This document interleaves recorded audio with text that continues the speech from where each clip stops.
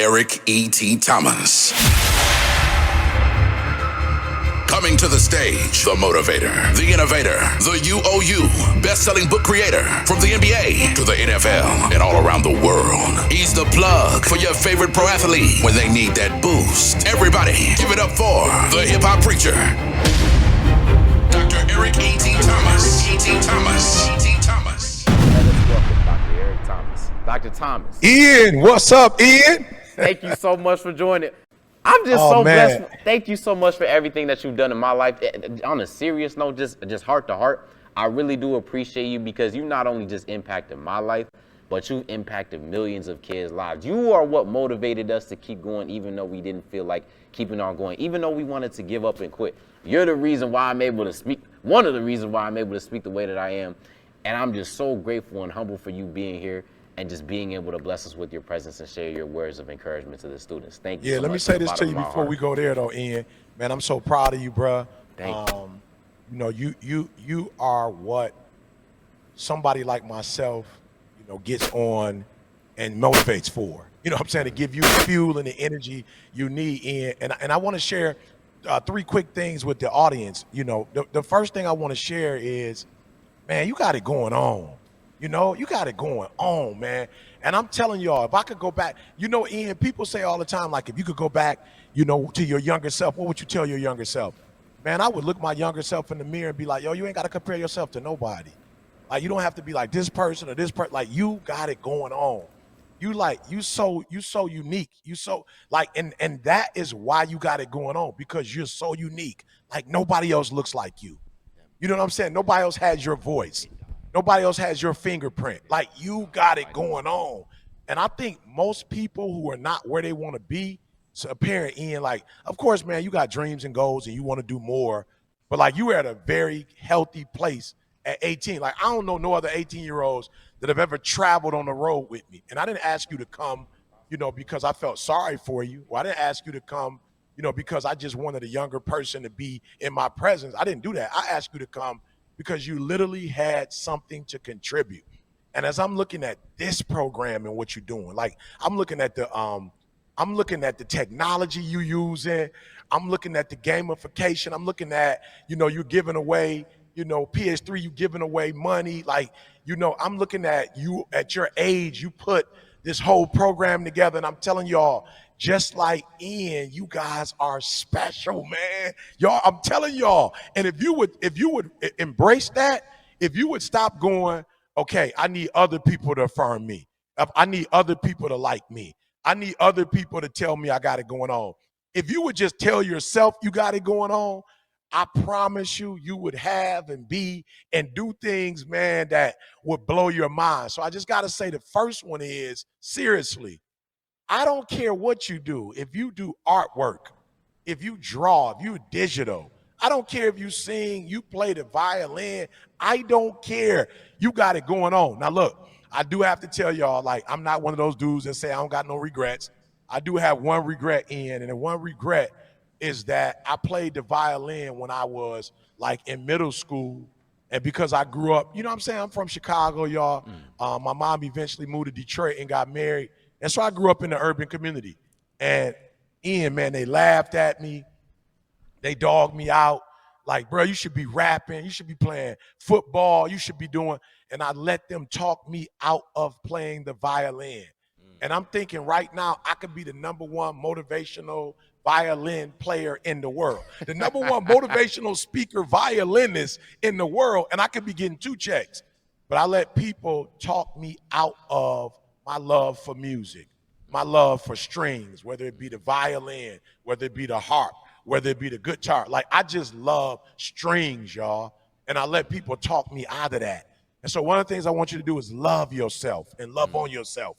A lot of the stress that you're going through, a lot of the depression that young people go through, it is comparing yourself to somebody else. And you got to stop.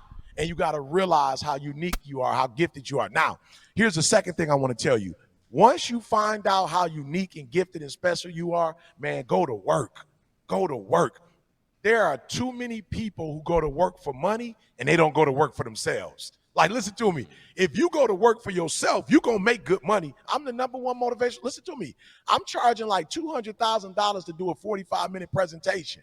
Why? Because I went to work on myself. I start reading books. I start going like to the movies and taking notes. I start going to conferences, right? I started going to school. I went and got my GED because I dropped out of high school listening to my friends. Again, I never wanted to drop out of school, but I was hanging with people that didn't like school. So I was so worried about what they thought of me and what they thought was cool and what they thought was, and so I dropped out. But man, when I figured out I had a gift, when I figured out I could speak when I was about 17 years old, I went back to school, got my GED. I went to college, got my 4-year degree, master's degree, PhD, and I don't even like school, but I like studying me. I like figuring out how to use my voice. I like figuring out how to get in front of a crowd. I like listening to Michael Jackson and watching him as a kid perform so I could see how I could perform when I got on stage. So number 2, when you figure out what your gift is, when you stop thinking about what other people are thinking about you and you start wondering what you think about you, man, I want you to go to work on you. I want you to work on your character. I want you to work on your decision making. I want you to work on the people you hang out with. I want you to work on being your authentic self. I want you to be around adults, get you as many mentors as you can. I got mentors. I just got off the phone with one of my mentors. He probably younger than me. I start working on myself. So number 2, hustle. Don't hustle to make money. Hustle to better yourself. Hustle to get to know you more, to figure you out more, right? Just like you figure out a video game, figure you out because you're your greatest asset. My car is not my greatest asset. I can lose my car and I'm still going to be all right. I can lose this home. I've got multiple homes. This is one of my homes in California. I could lose this home and I'm still going to be okay. Why?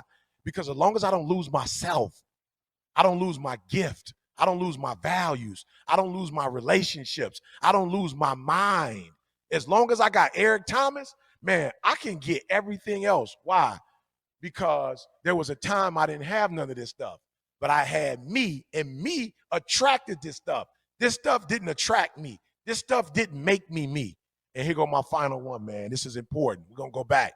Number 1, believe in yourself, know yourself, right? Number 2, once you figure out who you are, right? Once you figure out who you are, man, spend the rest of your life perfecting you.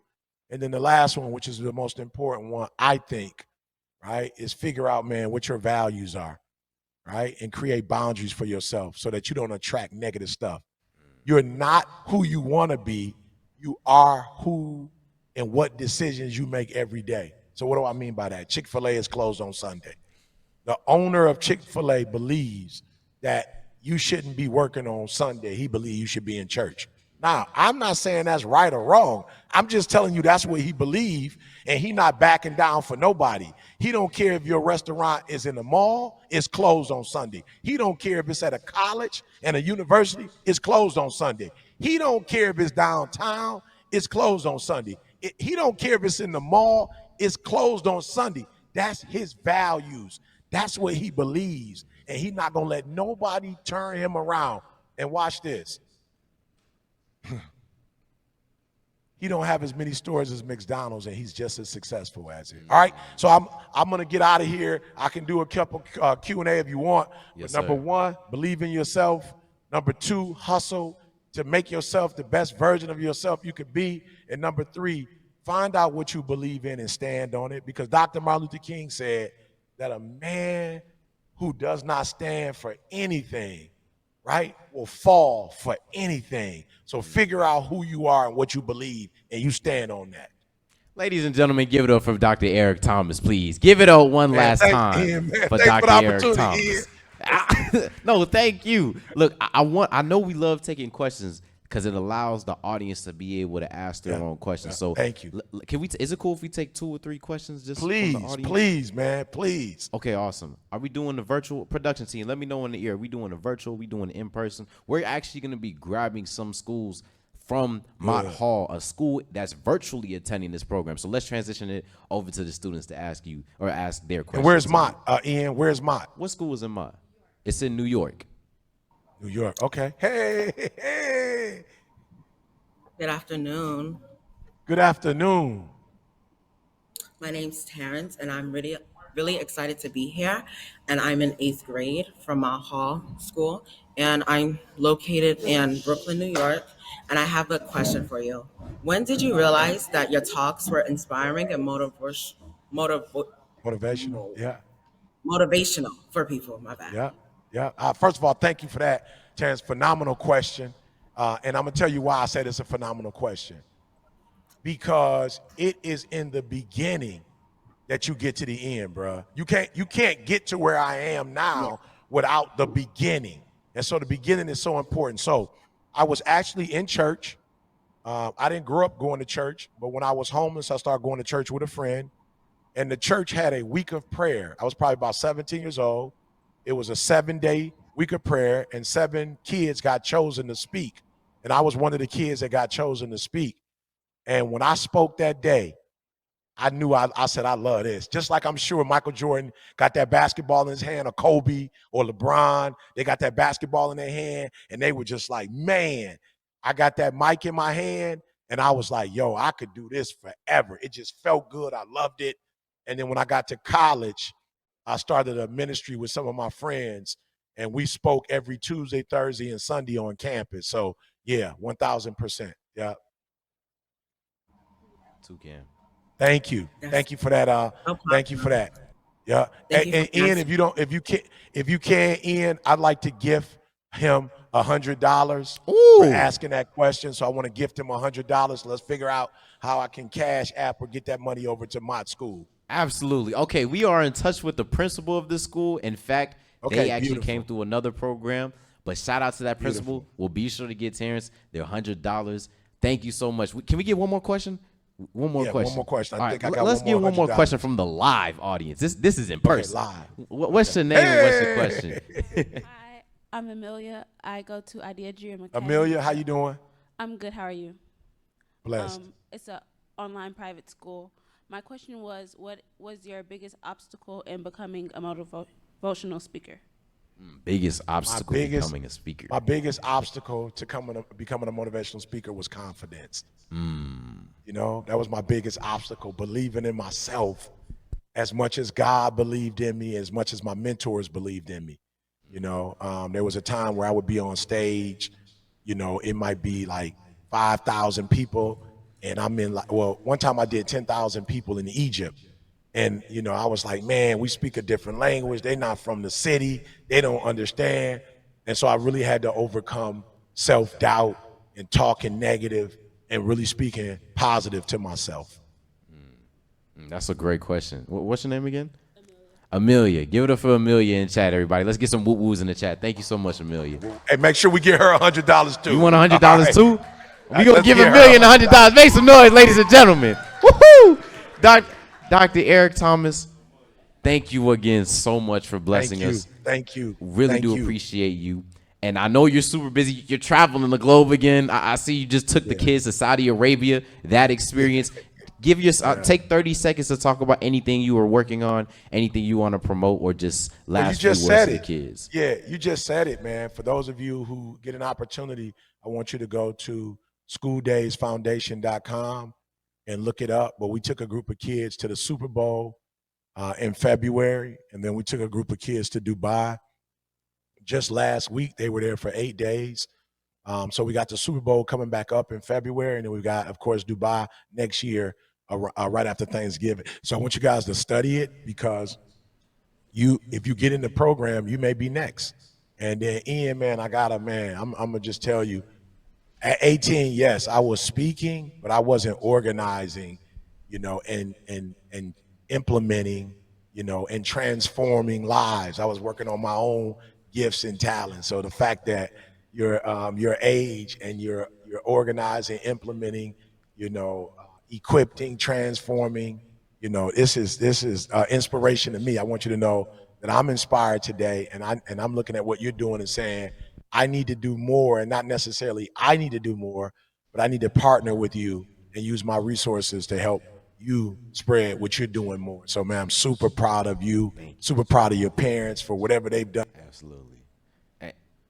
Oh, I think he just logged off, ladies and gentlemen. But look, we still got a chance to hear from Dr. Eric Thomas. As he mentioned, be sure to go to schooldaysfoundation.com to hear more about the program. Look, we taking a group of kids, the kids that we spoke at in D.C., shout out to the 4 high schools, 5,000 students.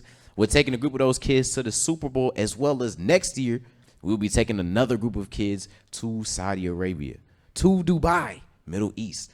So again, check the resources. I hope Dr. Eric Thomas's words inspired you. And shout out to the 2 people that got $100 from it. I did not expect that. I didn't expect it. But shout out to that. And with that being said, let's go into an intermission.